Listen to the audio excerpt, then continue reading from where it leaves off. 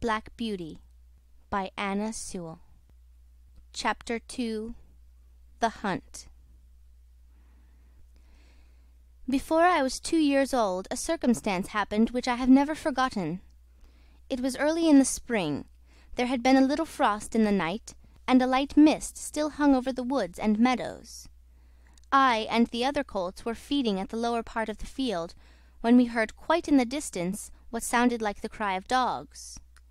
The oldest of the colts raised his head, pricked his ears, and said, "There are hounds," and immediately cantered off, followed by the rest of us, to the upper part of the field, where we could look over the hedge and see several fields beyond. My mother and an old riding horse of our master's were also standing near, and seemed to know all about it. "They have found a hare," said my mother, "and if they come this way we shall see the hunt." And soon the dogs were all tearing down the field of young wheat next to ours. I have never heard such a noise as they made. They did not bark, nor howl, nor whine, but kept on a yo, yo, oh, oh, yo, yo, oh, oh, at the top of their voices. After them came a number of men on horseback, some of them in green coats, all galloping as fast as they could. The old horse snorted and looked eagerly after them, and we young colts wanted to be galloping with them, but they were soon away into the fields lower down. Here it seemed as if they had come to a stand. The dogs left off barking and ran about every way with their noses to the ground. "They have lost the scent," said the old horse. "Perhaps the hare will get off." "What hare?" I said. "Oh, I don't know what hare. Likely enough it may be one of our own hares out of the woods. Any hare they can find will do for the dogs and men to run after." And before long the dogs began their yo, yo, oh, oh again, and back they came all together at full speed, making straight for our meadow at the part where the high bank and hedge overhang the brook. "Now we shall see the hare," said my mother. And just then a hare, wild with fright, rushed by and made for the woods. On came the dogs. They burst over the bank, leapt the stream, and came dashing across the field, followed by the huntsmen. 6 or 8 men leapt their horses clean over, close upon the dogs. The hare tried to get through the fence. It was too thick, and she turned sharp round to make for the road. But it was too late. The dogs were upon her with their wild cries. We heard one shriek, and that was the end of her. One of the huntsmen rode up and whipped off the dogs, who would soon have torn her to pieces. He held her up by the leg, torn and bleeding, and all the gentlemen seemed well pleased. As for me, I was astonished that I did not at first see what was going on by the brook, but when I did look, there was a sad sight. 2 fine horses were down. One was struggling in the stream, and the other was groaning on the grass. One of the riders was getting out of the water covered with mud. The other lay quite still.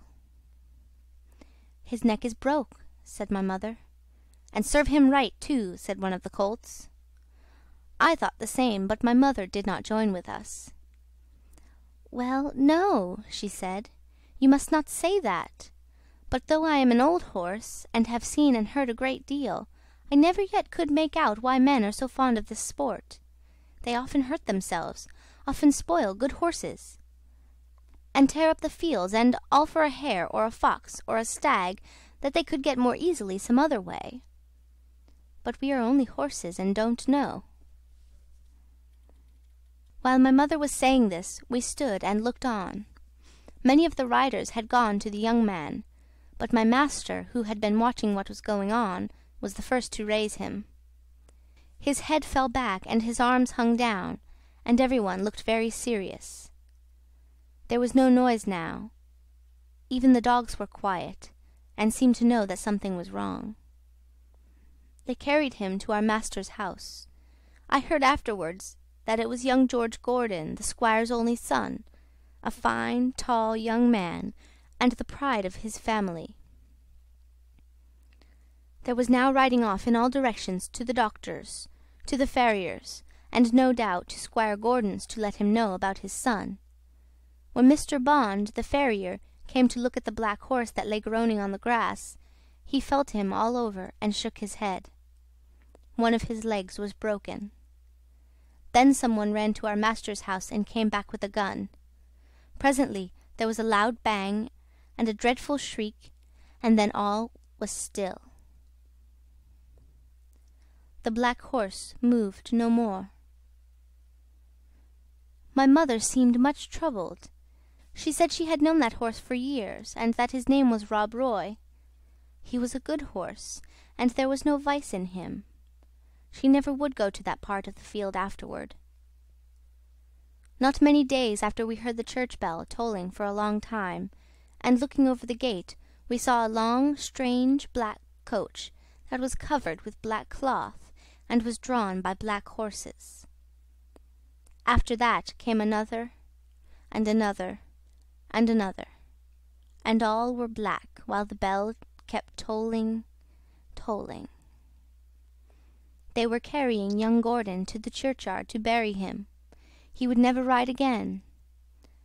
What they did with Rob Roy I never knew, but 'twas all for one little hare.